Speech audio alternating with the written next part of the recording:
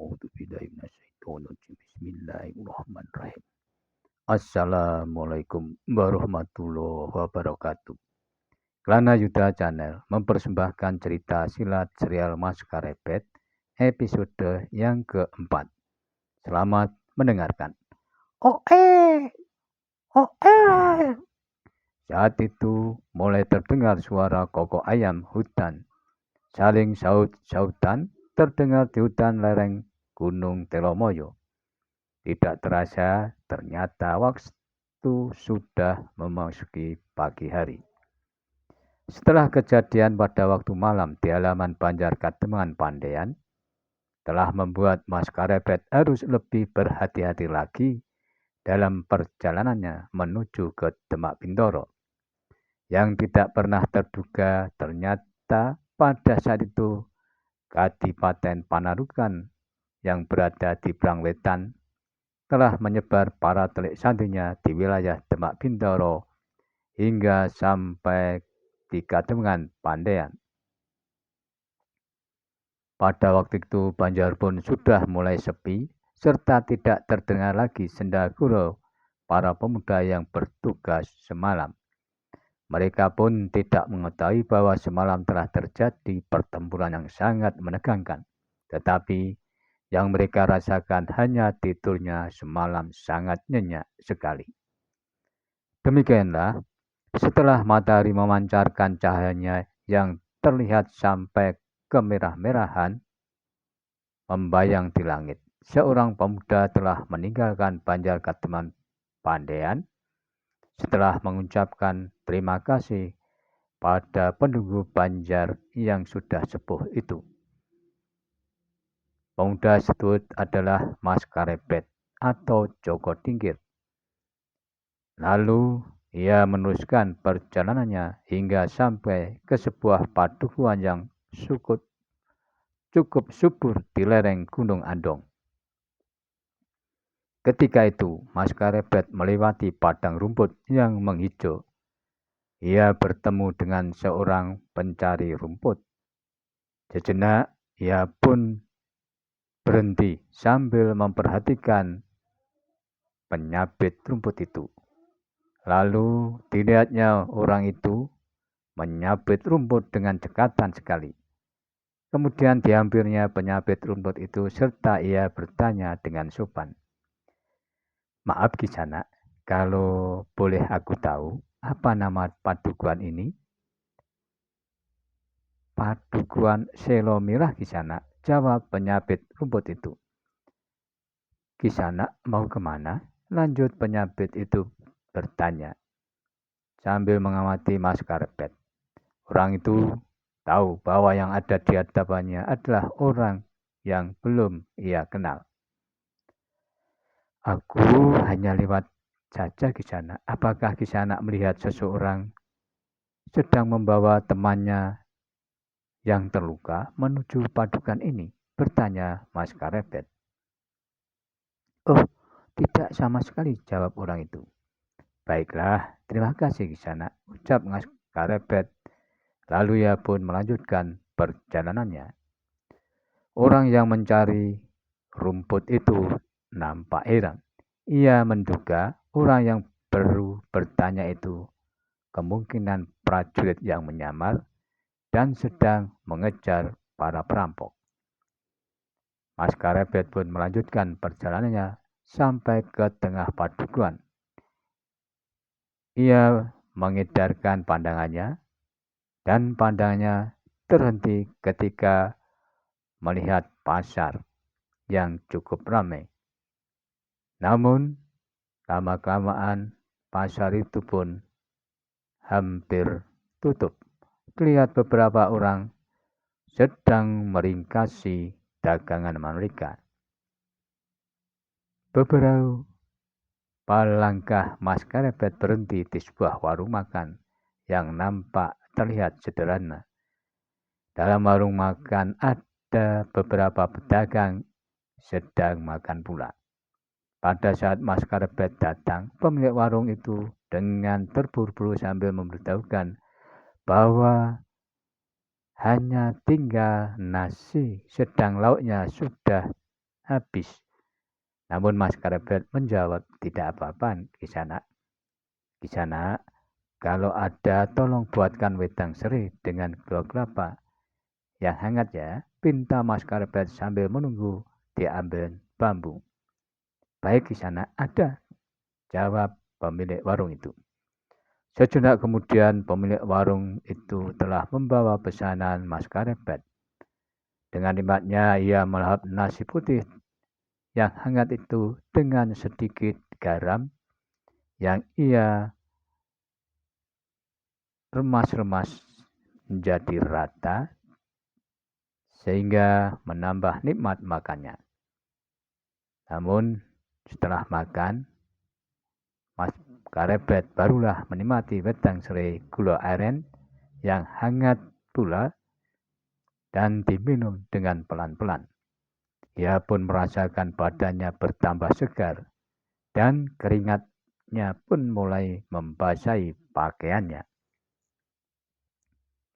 Joko Tingkir atau Mas Karebet duduk sebentar sambil melihat orang-orang yang masih ada di dalam warung.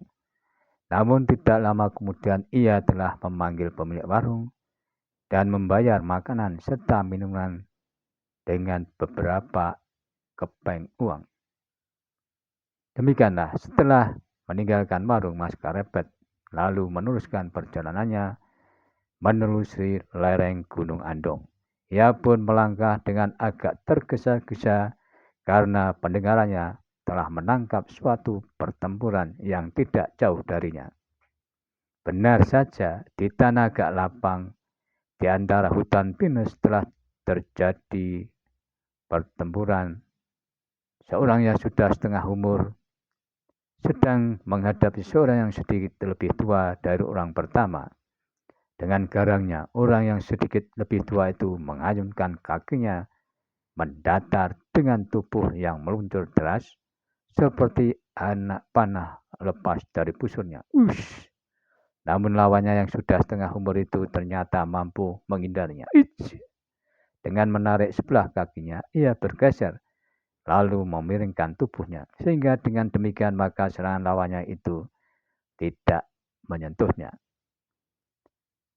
Songgo Geni, berkata orang yang sedikit lebih tua dari lawannya itu. Namun orang yang disebut dengan nama Songgo Geni itu menggeram.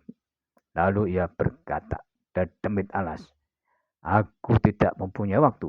Bersiaplah Hulung Seto, jika kau ingin mati karena tanganku. Kau sekarang sama sekali sudah tidak berarti lagi. Jika kau semula masih dipertahankan agar kau tetap hidup untuk memancing kedua pusaka yang diperebutkan itu, ternyata kini kau tidak lagi mempunyai harga sama sekali. Aku sama sekali tidak peduli dengan apa yang kau katakan," jawab Hulung Seto itu. "Namun aku akan tetap berdiri sebagai seorang yang menentang perbuatan kalian yang bertentangan dengan paugeran." Sementara itu, ketika Saung Geni serangannya tidak mengenai Hulung Seto, maka demikian kakinya menjejak tanah. Ia pun segera berputar sambil merendah bertumpu pada tumitnya. Tangannya bergerak dengan kecepatan yang hampir tidak dilihat oleh mata wadak. Ternyata sebuah pasir atau pisau kecil telah meluncur sambil menyambar ke arah Hulung Seto. Yang berdiri tegak memandangnya. Hampir senjata itu menyambar baunya. Namun ternyata Hulung Seto itu pun mampu mengimbangi kecepatan gerak Songgo Geni. Sehingga sekali lagi serangan itu sama sekali tidak mengenai sasarannya. Namun dalam pada itu, Mas Karebet melihat bahwa kedua orang yang sedang bertempur itu ternyata adalah orang-orang yang sudah berpengalaman dalam ilmu kanuragan. Ia pun yang tidak berkepentingan dengan kedua orang tersebut, ia pun segera meninggalkan tempatnya dan memilih jalan yang lain walaupun sedikit curam. Mas Karebet ketika baru berjalan beberapa langkah, Tiba-tiba saja ia dikejutkan oleh seseorang yang memakai caping dari anyaman daun andong berkelebat mendahulunya. Hatinya pun hampir bergetar karena angin yang terhembus dari orang yang mendahulunya itu. Di sela-sela berkelebatan orang tersebut, ia mendengar seperti bisikan dekat dengan telinganya. Kau sudah benar dengan keputusanmu, anak muda, yang tidak mencampuri urusan kedua orang yang sedang bertempur itu. Joko Tingkir atau Mas Karpet yang masih muda itu menjadi penasaran dengan orang yang telah mendahului itu. Maka ia pun mengeterapkan kemampuannya untuk mengurangi bobot tubuhnya. Bagaikan awan ditiup angin, tubuh Mas Karpet meluncur mengejar orang yang memakai caping dari daun andong tersebut. Mas Karpet yang hampir menyusulnya ternyata tidak mampu mendekatinya karena orang tersebut masih saja berada di depannya beberapa langkah. Meskipun ia telah mengeluarkan kemampuan ajian sepi angin. Demikianlah setelah beberapa saat kemudian, orang itu telah menghilang di hadapan Mas Karpet. Namun ia masih penasaran. Sambil melangkahkan kakinya, Mas Karpet seperti dituntun ke sebuah tempat. Ternyata benar saja. Tidak lama kemudian, di hadapannya telah terlihat sebuah padepokan yang dikelilingi pagar kayu pinus. Lalu diamatinya sejenak bangunan seperti padepokan itu. Ia pun belum habis penasarannya. Kemudian didekatinya pintu regol yang masih tertutup. Namun baru kakinya melangkah satu jangkah, Mas Karpet kembali mendengar suara yang seakan-akan berada di dekat telinganya. Silakan masuk, anak muda, dan selamat datang di padepokanku. Demikianlah bunyi suara yang seakan-akan berada dekat di telinganya itu. Mas Karpet pun segera berpikir bahwa orang yang itu tidak berbuat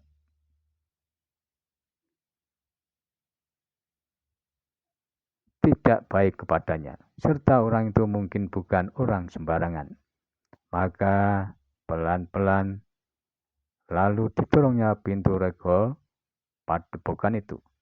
Setelah sampai di depan, seperti pendopo atau ruangan yang terbuka agak luas, Mas Karpet pun tidak lupa uluk salam. Assalamualaikum. Waalaikumsalam warahmatullahi wabarakatuh.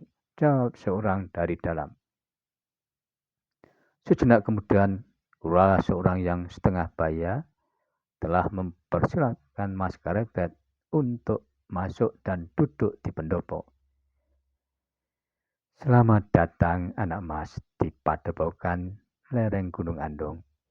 Terima kasih Kiai, jawab Mas Karpet. Sejenak kemudian, mereka berdua duduk di tikar yang terbuat dari andong juga. Mas Karpet lalu yang mengawali percakapannya dengan pertanyaan. Maaf Kiai, kalau boleh tahu, apakah tujuan Kiai menuntunku sampai ke padepokan ini? Kiai tersebut memandangi wajah pemuda yang ada di hadapannya itu sejenak. Dan ia pun terkejut setelah melihat aura di wajah pemuda tersebut. Ia lalu menjawabnya, maaf anak muda, bukankan aku mengganggu perjalanan anak mas, namun ketika anak mas keluar dari warung itu, aku melihat sesuatu yang mengganggu pikiranku. Aku seakan-akan melihat kembali sahabatku yang sudah lama meninggalkan alam fana. Maksud Kiai, bertanya Mas Karpet pada orang yang ada di hadapannya itu. Anak mas, kau mirip dengan sahabatku yang juga saudara sepupuanku Ki Kebu Kenongo. Dada Mas Karpet seperti terhantam palu. Terdengar suara Mas Karpet mendengar perkataan itu. Mohon maaf Kiai, sebenarnya Kiai ini siapa kalau aku boleh tahu? Namun orang itu menjawab, maaf anak mas, namaku yang telah kukubur untuk selama-lamanya sesuai petunjuk dari Ki Kebo Kenongo. Guna menghindari pertumpahan darah antara Kadipaten Grobogan dan Demak Bintoro saat itu. Mas Karepet pun merenungi perkataan orang tersebut.